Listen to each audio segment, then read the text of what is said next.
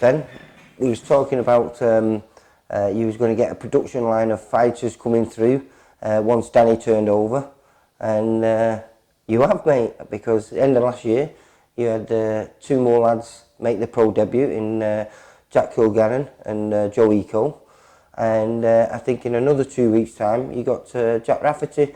He's going to be kicking over as well.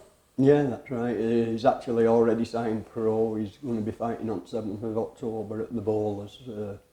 It's exciting times really at the minute now. Like you said, we've got a stable, it's growing.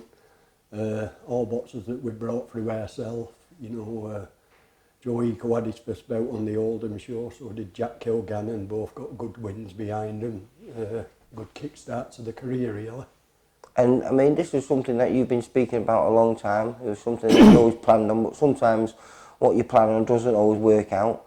But it seems to be working really well here, mate. It seems to be, you know, Danny's bringing everyone else on, and everyone's following his footsteps. And it seems like there's even more going to be coming along, maybe later on this season, beginning of next season. Yeah, like you say, we've got the production line, we've got other kids coming through, got some very good kids, very good young talent in the gym at the minute. Hector and Edward Gomez, probably another couple of years before they're going. I think I filmed them in the Novice Championships last year, Dark Lad. Yeah. Yeah, I remember him. We have young Jack Cooper, you seen him earlier on today, you know, he's a very, very good kid. We're going to do another one, perhaps 2 seasons as amateur with him, then he's going to be turning over. So we have got, you know, a line coming through. Plus you got Ronnie Heffron coming back as well. Yeah, Ronnie's come back. He would have been boxing on the Oldham show, but fortunately at work he's slit his finger right down the middle. It is a bad cut, it's one of them cuts, it's along his finger rather than across it, so he can't even bend his finger. Right. You know, so he was just starting to look good again as well. You know, getting head moving again, again, getting a bit of confidence and looking the part. He's another one of your amateur boys though, isn't he? Because didn't he win the ABAs with you back in, was it like 2008 or something? Yes, 2008, yeah, he won light welterweight title, same as Danny, you know. It's a bit of a thing for you, isn't it, this 64 kilo? Yeah, it's free all from, you know, Borsha Club really in them days, weren't it? Yeah, because Darren McGarrett was the one before that as well, wasn't he? Yeah. And now you've been in the so-called shed for what, this must be your 3rd year coming into it? 3rd year coming up now. Any more extensions planned?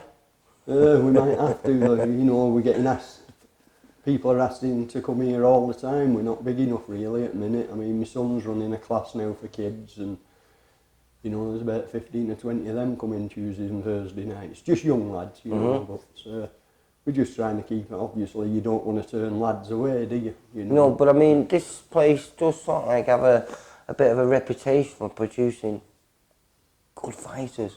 People that entertaining styles. Every one of you fighters, even though they all vary a little bit, you know, but they all have a good aptitude for fighting.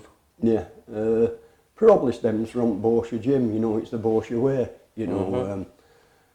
Frank Bennett used to train Darren McCarrick, he taught me more or less everything I know, and that's the style we've always fought in, so you know, obviously I'm going to keep that style going, it's a winning formula. You know, Danny fights that way, you know, and there's not a big translation then when you go to the pro game. No. You know, you're going straight in, you've not got to start learning these things and them things, you've got that style.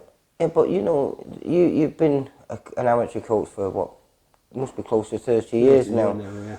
When was your first thoughts of maybe I could make that transition from being an amateur coach and probably one of the most successful amateur coaches in this area as well, to become a professional coach? When was it something you always wanted to do, but when the rules changed that allowed you and you just jumped at it straight away? Originally, I never even thought of going as a professional coach because you know, I still love the amateur game as well. Yeah. Ronnie Heffron turned pro. I had Danny and Jack Kilgannon and some other good lads still in the gym, and at that time it was a choice, either go pro or go amateur. You know, so I didn't want to let them lads down. When Danny were ready to turn pro, then you were allowed to do both, you know. So now I could concentrate on mainly pros, which I do really, because like I said, my son's doing a lot of the work with the amateurs. Dave Raft does a lot with amateurs. I'm still doing it as well, you know. obviously Dave Rafferty helps me with pros as well, you know, me and Dave do it together, it's a team. Well, I mean, it's, I don't know if you mind me saying this, but I mean, it's a bizarre story. I mean, you never boxed yourself, but as well as teaching all this success coming from this place, I know you brought someone from Borgia, but they were all your lads anyway. Yeah. But you've got one leg. Yeah, it don't really hinder me that much, you know. Well, I didn't know. I thought everyone was joking when they told me about it. Yeah. You know, because you can't tell you when you're on the pads with anyone. You move as well as anyone else. But no, you've got a wooden leg. Yeah. Hopefully we'll do a bit of a film about that in the near future. Well, you know, if your lads, you know, go as well as a lot of people predict Danny to go, certainly. And we don't know how far the other kids are going because they're showing great signs. I mean, Jack Kilgannon on his debut, what a great fight that was. Tough lad who'd had a lot of experience in the Queensberry Boxing League. Yeah, he'd won 11 out of 13 fights. The only 2 that he'd lost were actually for titles.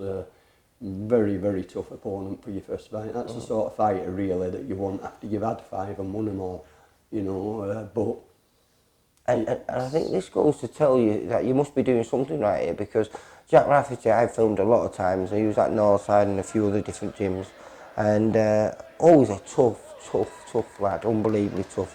But perhaps neglected his boxing side a little bit.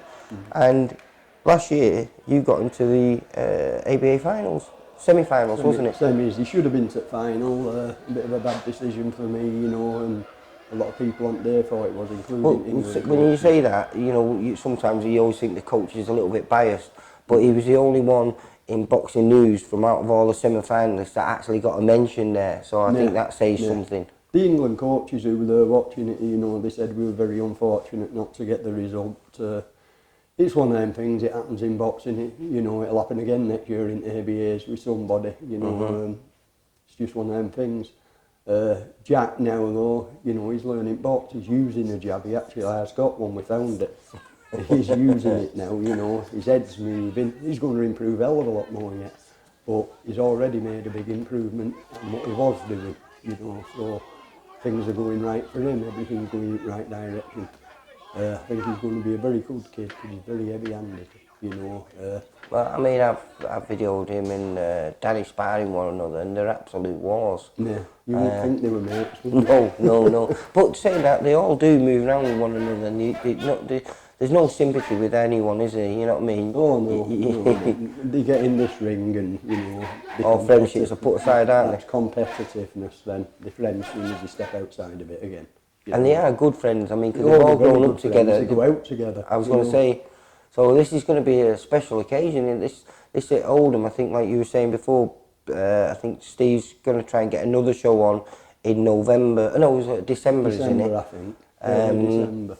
And because it went fantastically well on the 29th, was it, of July, when Joe and Jack made the debut. Yeah, 29th or 28th. And Danny fought on there and got his, I think I had 3 on the same night. We like having our own show, really, you know.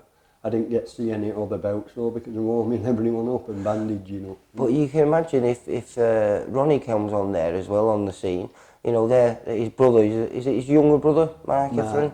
He's doing really well now, isn't he? I think Mark's 18-0 or something like that. Yeah, he's boxing on a big show up at Newcastle soon on Smith and Williams' show. Stopping people for fun. Yeah. Oldham could be the new... his career now, he'll have to start stepping up a little bit, so it'll be interesting to watch. He's got the ability, he's got the power. I hope he has the dedication. We'll have to just see how he goes.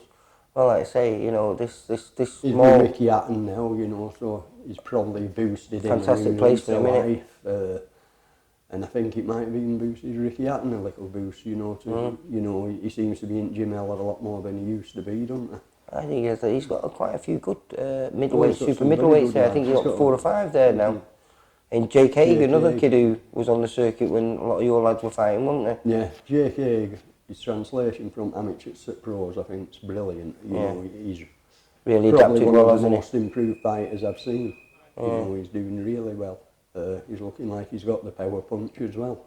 Oh, this is what I'm saying, this small little town, this Oldham, Middleton, all this area around here, the quality of the kids that are coming through and just turned over now, such as Kane Gardner, Eli Murphy, all these, we made the pro debut as well. It could be an exciting 2018, 2019 for some local derbies. The Northwest now, I mean, it's booming, isn't it, you know, with its boxing. You know, not just at English level, around the world, you know. There's a lot of fighters, good fighters from Northwest. I mean, years ago, in late 80s, early 70s, amateur-wise and professional-wise, it probably, if Liverpool area, which was the best area, you know, now Manchester seems to be taking over that. You know, with especially in amateurs, we do very well now. You know, Yeah, no, it is. We didn't used to do so good against Liverpool in amateurs. Well, I think as well that competitiveness just being there, because if you're champion of Liverpool and champion Manchester, you know, because you used to have it was East Lancashire, West Lancashire, wasn't it? And then they'd always meet one another, but now it's not done like that, because they're part of Merseyside, we're part of Greater Manchester, isn't it? And you don't necessarily always get drawn against them, and sometimes you never had that chance to progress further, because if there was you use your one nemesis, you could never get past him. Sometimes it now allows you to get to a final. You know, in early 90s, we used to always say at the gym, if we can get past the Liverpool area, we've got a good chance of winning it. And it was the case, you know, you did. You know, that was probably one of the hardest areas to beat Liverpool. You'd be all 30 years, you'd either have at Everton Park Centre or at Withenshaw Forum, wouldn't it? Yeah. So, yeah, good time. We switched Pembroke Hall, didn't we? We went there for a while, didn't we? That's where I had my last fight, Pembroke Hall. Won't talk about that one. Listen, Ben, it's been a pleasure coming down here, watching your lads. It's a fantastic achievement what you've done out of this place, and I think it's going to be a very, very, very exciting 2018 for you and your lads. Yeah, I'm sure it will be. I hope it will be. And you know, Danny's fighting on the Frank Warren charity. Yeah, down in London. Down south. So. Down south he's going, isn't he?